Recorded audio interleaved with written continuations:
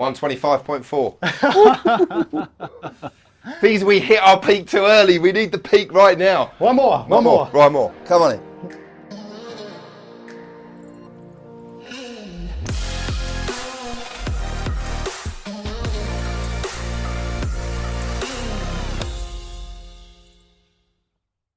Okay, so GRF we've done the clock face with the direction of the lateral. Yep, side to side. Yep. Side to side.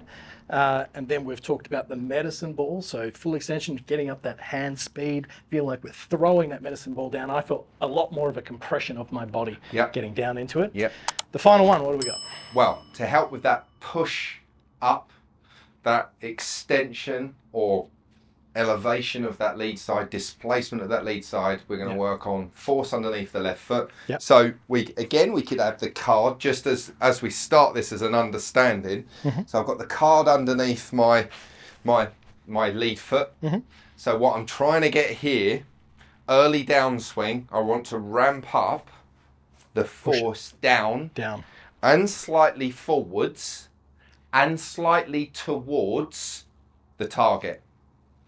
So it's kind of like, again, if I put this under your left foot, I kind of want you feeling that you're applying force into the card and then pushing it towards 11 o'clock.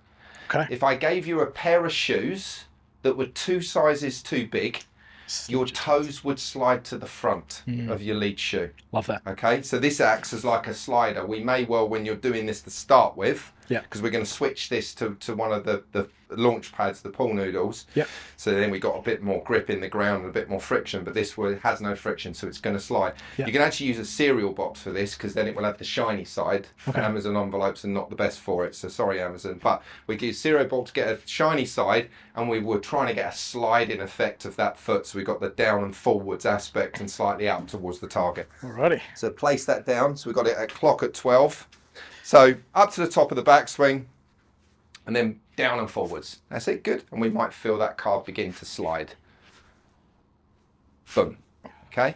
So we're trying to get that maximum force into the card by around P5-ish, or let's just say when the shaft is vertical. When the shaft is vertical. When the shaft is vertical. So if we don't know the P system, shaft vertical works perfectly fine. Okay, good. So we're going to switch that now. So actually that slides around a lot. So again, we got the pool noodle. We got the sort of the rounded bit. We're going to have that underneath. Now, these pool noodles, I cut them at all different size shapes. So it's not one size fits all. We're trying to kind of get it the shape of your foot a little bit so we can get it rounded, but the width of your foot. So we have that there. It doesn't look like a size 16. Under the balls of the feet. Under the balls of the feet? Yeah. So just a little bit across. It's cool. Yeah, good. So let's go up to the top, hold top of backswing position. Now press down super hard. Boom. Okay, that's a shift of the force and pressure to your lead side. Bang. So we're like that. Get that lead foot down into the ground. Imagine you're going to bury the lead foot a foot into the ground. Okay? Through the balls of the feet. If you do that and max out that force underneath your lead foot by shaft vertical, the result of that, the reaction, if you allow it, as we talked about the speed tip, number 3, the left hip has got to go up, back and around. So that's the force that's going to create a reaction up through your lead side that will mobilize that lead hip and the lead side of the pelvis up, back and around. Now, interestingly here, from all of the measured data that I've got, early extension, one of the primary causes of early extension is the lack of force in the lead foot. Now, essentially what we need to have is a force forwards towards the ball that's 1.5 to 2 times greater through the lead foot versus the trail foot.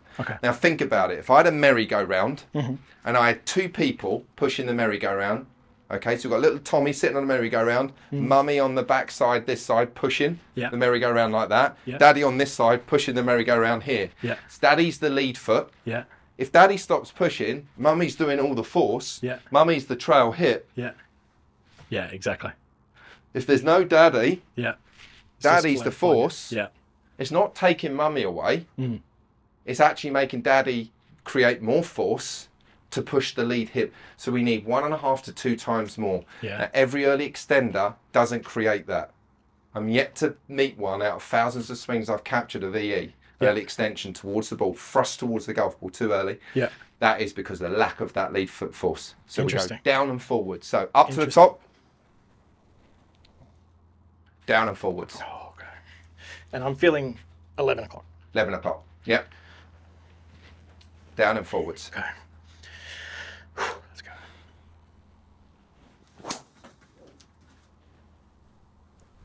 Good. Excellent. Good. 1, 2, 1. Fantastic. And again, we do one with the pad again. Yep. How's that look? Yep, it's good. Get it up to the top. Maybe hold it. Hold it. Hold Boom. it. Boom. Yeah. Yeah, okay. Yeah? Yeah, that was a different Land it. Yeah, that was a different Stomp it. Yeah, I felt like the bigger unweighting then gave me more. Yeah. Yeah, I suppose that's a product of more of this extension Yeah. of my thoracic, allowing it to drop down, and that even applies more force down into it rather than kind of being short and off. 100%.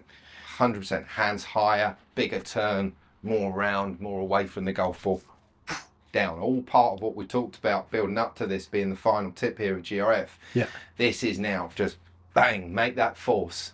As we accelerate down, and we now want to get our body away from the ground and extend into position, into impact of that left hip higher than the right hip. This is the force that helps us move. Let's do it. Okay, ready? So again, do some feels. Do 3 sort of primers where we kind of go up and then really stomp on that foot. Boom. And again, up, down. Yep. Down. Yep. Okay, ready? Yeah.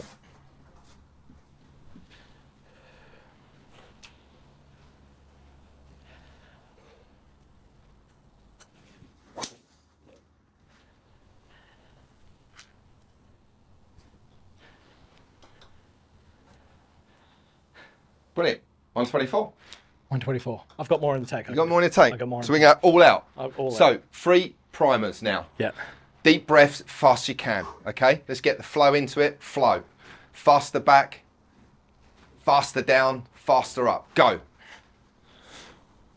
Yeah, another one, full speed. Good, and another one. Right. All right. Maximum intent. Maximum intent. Doesn't care where the ball goes. Go. Hard. Yes. 125.4. Please, we hit our peak too early. We need the peak right now. One more. Right, more. Come on in. Come on. And again, primers. Give me primers. Big breaths. Flow. Speed. Get it faster going back. Go. Come on. Now, everything. Go. Let's go.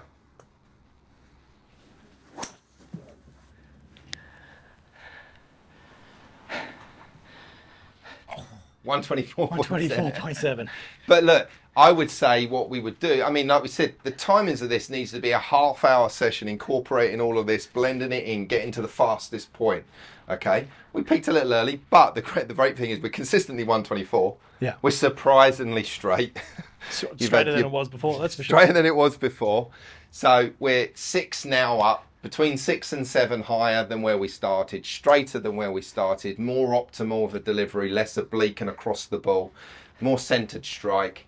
And again, that, I mean, we've had all of those last, considering we're trying to get you up to your fastest, including your fastest there, we've had a 1.47 smash, 1.45, 1.46, 1.45, 1.41. And you started off, you was nowhere near the face. Yeah. We were in 1.38, 1.39. Yeah, it's so funny, right? Like, even as playing on tour for a couple of years and then being a coach and working on it, with driver, that was historically always an issue in my game. Right? And I think a lot of the bad thoughts and feels I had from playing, of seeing it go over there, even when I'm consciously trying to work on my motion, mainly because with my normal golf swing trying to fit the pieces, it just doesn't really, it's never worked with driver. Yeah. I can hit reasonable shots, and as you can see, my speed's okay. Yeah. But never to the extent where I thought, when I'm going to go hard at it, it's going to go not only further, but better trajectory, lower spin, longer, more likely to hit the center of the face. And I suppose for my driving specifically, this has just been the missing pieces because I didn't know how to work on these initial elements or these speed elements, such as an expert, as you know yourself.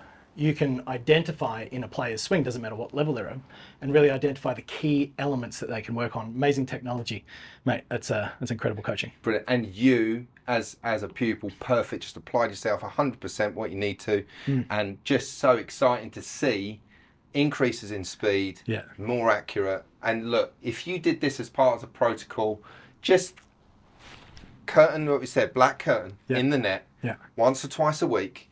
See it out for 6 weeks, and then we go into some sort of maintenance program.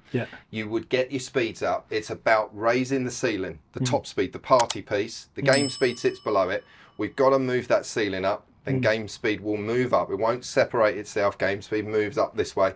Let's get this speed reserve. If we would say that you were to game 118, 119, which you walked in the room with, but gaming speed was so much easier because you've tolerated 124, 125 in the height, in the top speed or over speed training protocol.